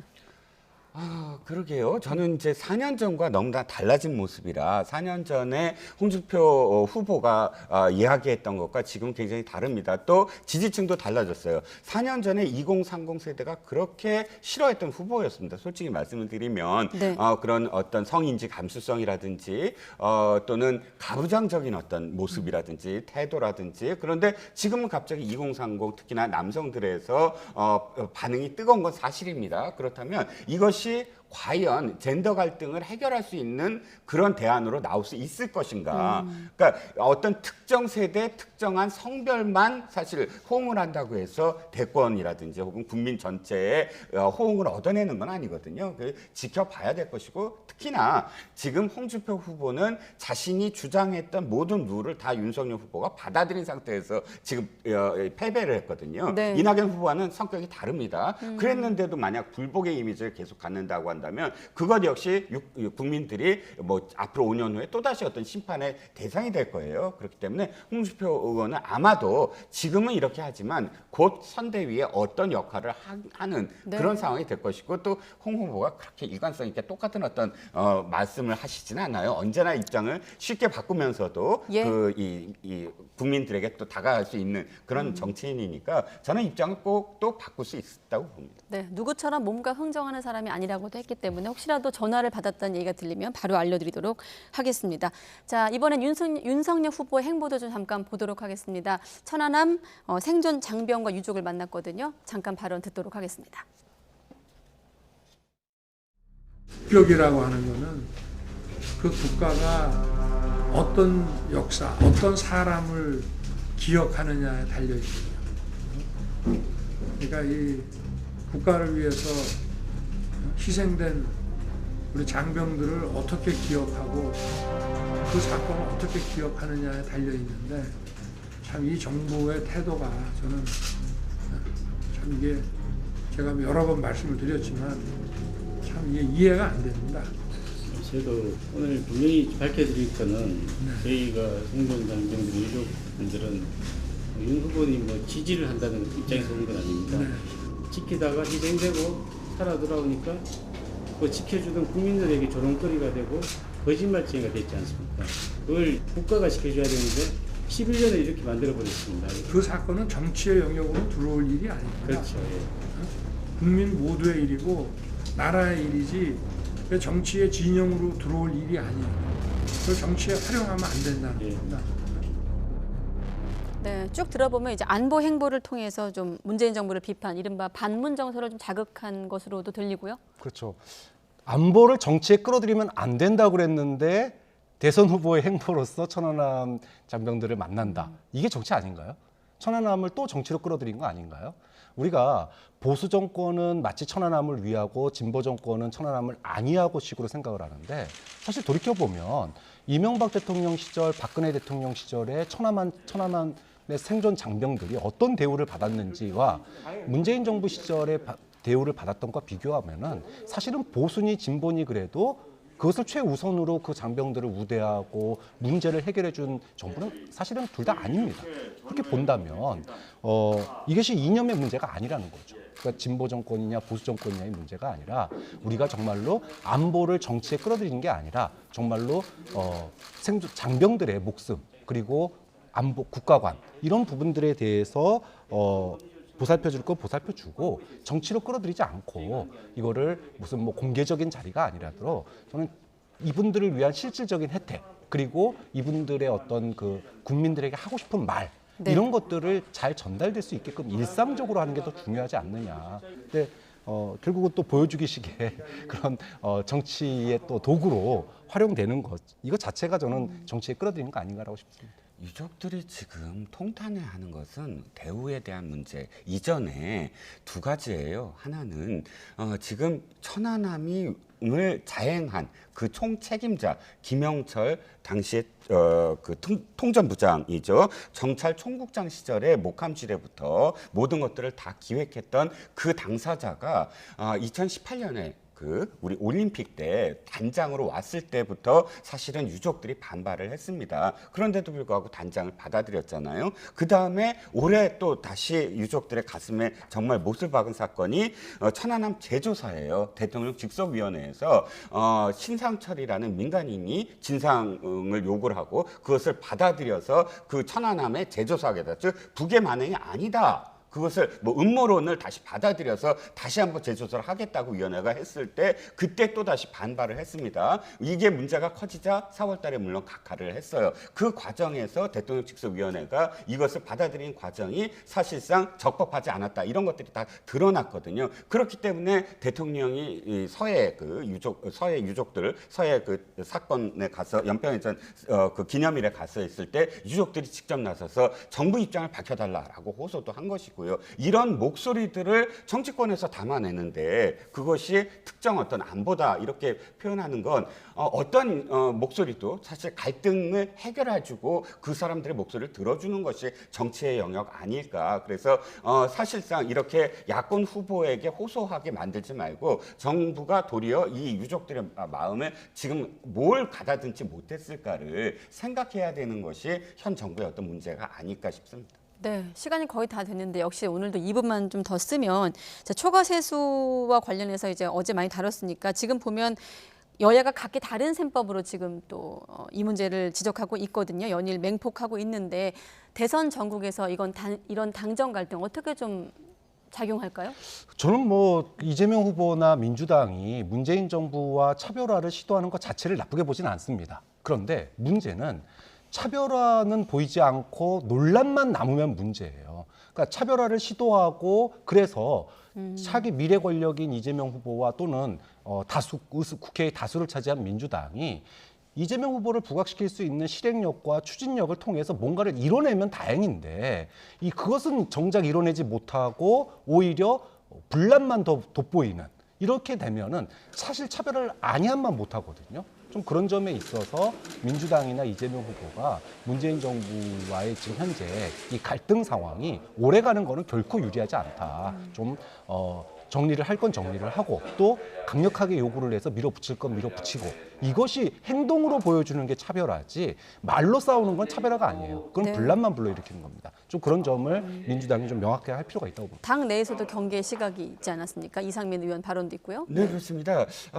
보면 사실 기재부의 행위에 대해서 저도 이해가 안 가요. 오전에는 초과 세수가 10억이라고 했다가 오후에 19억이라고 바로 10조 원. 네. 19조, 참 네. 10조에서 19조라고 9조 원이 늘어났습니다. 예. 그런데 들여다보면 오전에 10시에 10시가 아니죠. 아까 그 오전에 라디오에서 YTN 라디오에서 송영길 원내대표가 19조 원이 될 것 같다라고 이야기를 해요. 그러면서 오후에 바뀌거든요. 그러니까 아까 말씀하셨던 안보가 정치에 흔들리면 안 된다인 것처럼 예산에 대한 투명한 정말 이 모든 것들이 공개가 되고 그런 어떤 결정이 돼야 되는데 정치권이 뭐 19조라니까 오후에 19조라고 발표한 것처럼 그런 모양새가 됐어요. 네. 절대 그러지 않을 거라고 저도 생각을 합니다만 그렇기 때문에 예산과 관련해서 너무 미래 권력이 그것을 차별화라는 명목으로 흔드는 것은 도리어 국가 예산을 좀 장악하려는 어떤 시도로 보일 수도 역효과가 날 수도 있다라는 생각입니다. 네, 알겠습니다. 오늘은 여기까지 듣도록 하겠습니다. 박창환 장한대 교수 또 이종은 시사평론가 두 분과 함께했습니다. 고맙습니다. 네.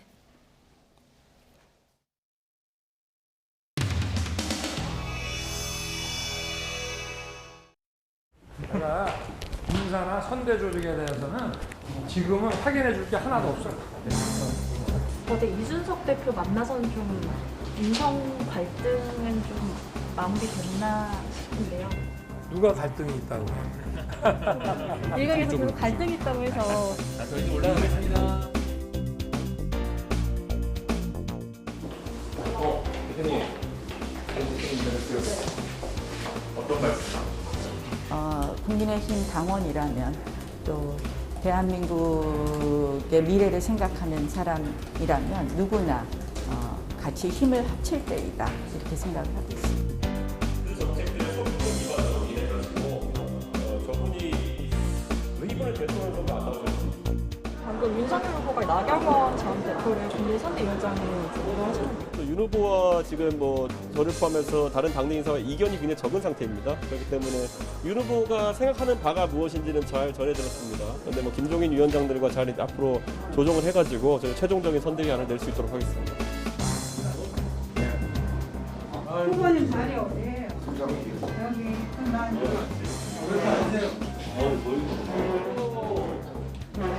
도와주셔서 감사합니다.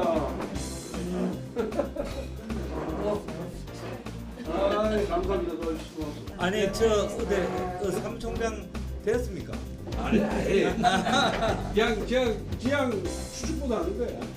자 먼저 갑니다 저는. 예. 다른 기자들하고 약속 있어가지고. 예.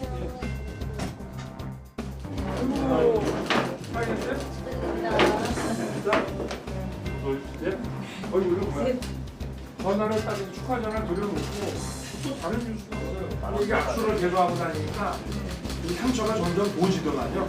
예. 그리고 막 약간 붓기도 하고.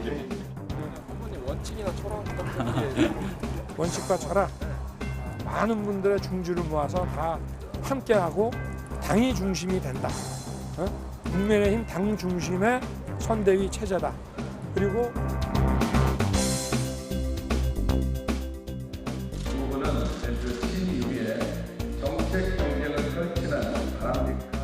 그 문제뿐만 아니라 많은 문제에서 이견이 없습니다.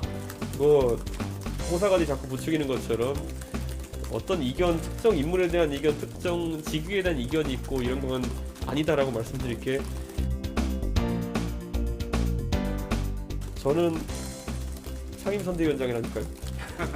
제가 지금 발표하겠습니다. 상임선대위원장이에요. 아무도 관심 없잖아요. 김종인 위원장.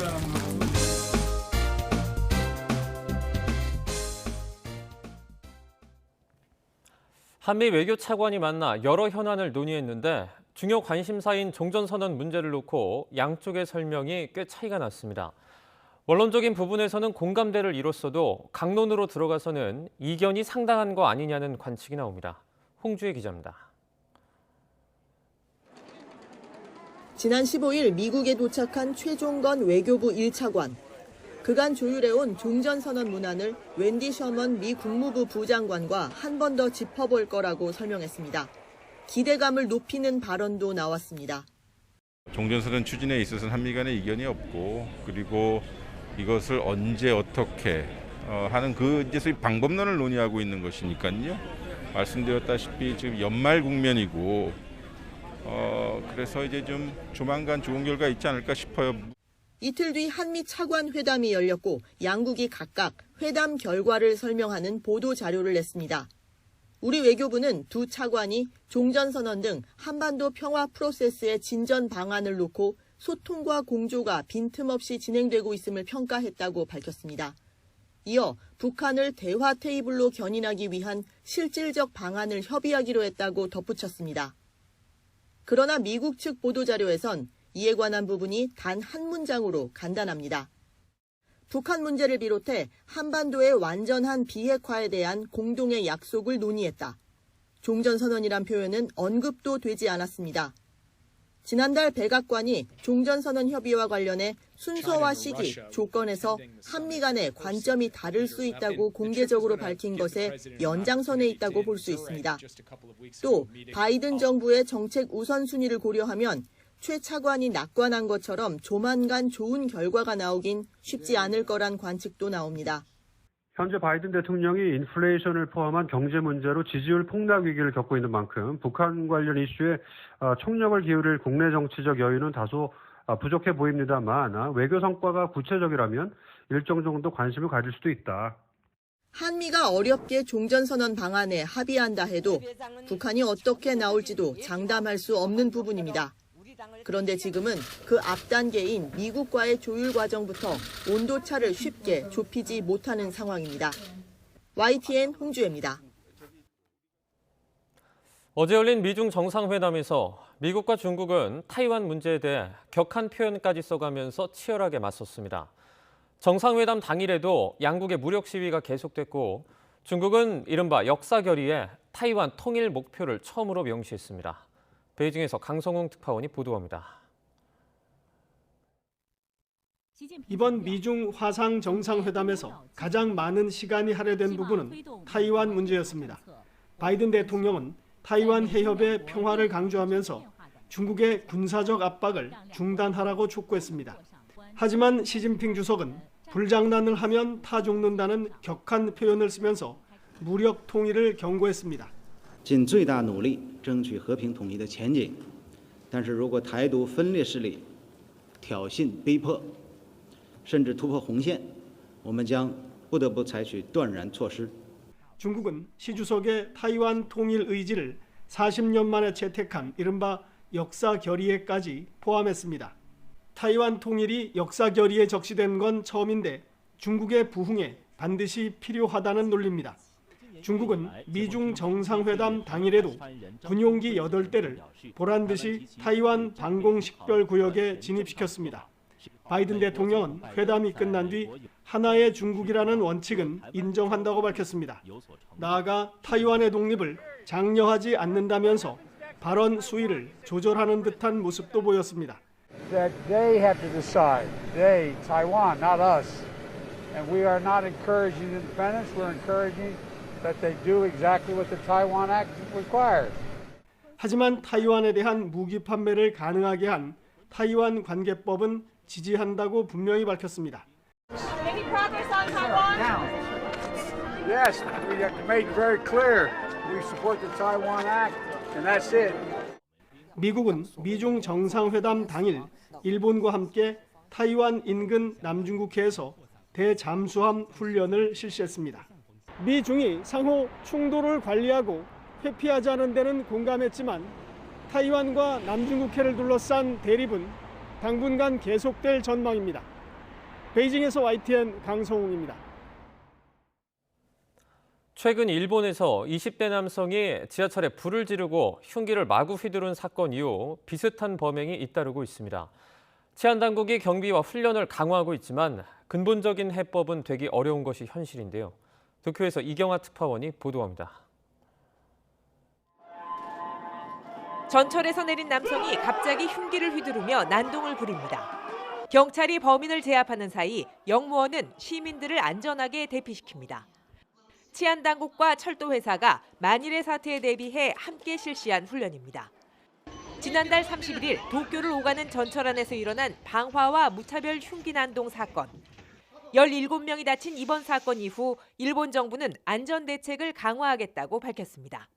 巡回や警戒天井等による警戒監視の徹底を指示するとともに鉄道の安全確保に万全を期すよう指示を行ったと。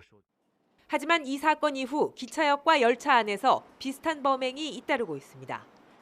지난 8일에는 60대 남성이 신칸센 열차에 불을 지르려다 붙잡혔고 15일 후쿠시마역에서는 역시 60대 남성이 흉기를 휘둘러 한 명이 다쳤습니다. 이런 사건을 지켜보며 시민들은 불안할 뿐입니다. そういうのがあまり事件身近になかったのでちょっと怖いかなと思いました。 대상을 가리지 않는 무차별 범행을 막기 위해 첨단 기술도 동원되고 있습니다. 감시 카메라를 통해 이상 행동을 보이는 사람을 찾거나 전자파를 활용해 흉기 등을 탐지하는 기술이 한창 개발 중입니다.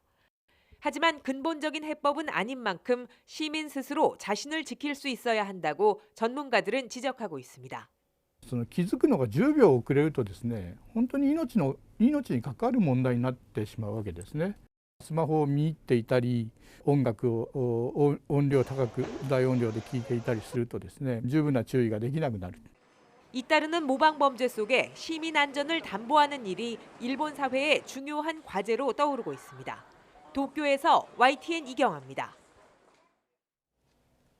미국의 전염병 권위자인 앤서니 파우치의 국립알레르기 전염병 연구소 소장은 내년이면 미국에서 코로나19가 세계적 대유행이 아닌 토착병이 될 수 있다고 밝혔습니다. 백신 미접종자의 접종률을 높이고 부스터샷 대상자를 확대한다면 내년 봄쯤 코로나19를 통제할 수 있을 것이라고 말했습니다. 김진호 기자입니다. 바이든 미국 대통령의 최고 의료 자문위원인 파우치 소장은 미국에서 코로나19가 내년이면 토착병이 될 것으로 생각한다고 밝혔습니다. 로이터 통신이 개최한 온라인 행사에서 내년에 풍토병이 될 것이라고 생각하느냐는 기자 질문에 가능성이 있다고 답했습니다. I think it's conceivable that we will. I mean, I hope we do. And it might even be likely if we implement a good vaccination of the unvaccinated. 토착병은 꾸준히 발병하긴 하지만 특정 지역에 국한되면서 확산이나 환자의 증가율을 예측할 수 있는 경우를 가리킵니다. 파우치 소장은 토착병에 도달하려면 코로나가 사회나 삶, 경제에 영향을 미치지 않을 정도로 전염이 낮은 수준에 도달해야만 한다고 설명했습니다. 토착병이 돼도 사람들은 여전히 감염이 되고 입원할 수 있지만 전염 수준이 낮아서 항상 그것에 대해 걱정하지 않을 것이고 우리의 삶에 영향을 끼치지 않을 것이라고 말했습니다. 파우치 소장은 다만 토착병 단계에 도달했는지를 판단할 수 있는 하루 코로나 확진자에 대한 매직 넘버는 없다고 밝혔습니다. 파우치 소장은 코로나19가 토착병에 도달하는 데는 백신의 부스터샷, 추가 접종이 핵심적이라고 강조했습니다. And I believe, Julie, that when we look back on this, we will see that boosters are likely a very critical part of the immunization regimen and not a bonus or a luxury. 파우치 소장은 부스터샷 접종 자격이 모든 사람으로 확대된다면 내년 봄쯤 미국이 코로나19를 통제하는 게 가능할 것이라고 예상했습니다. YTN 김진호입니다.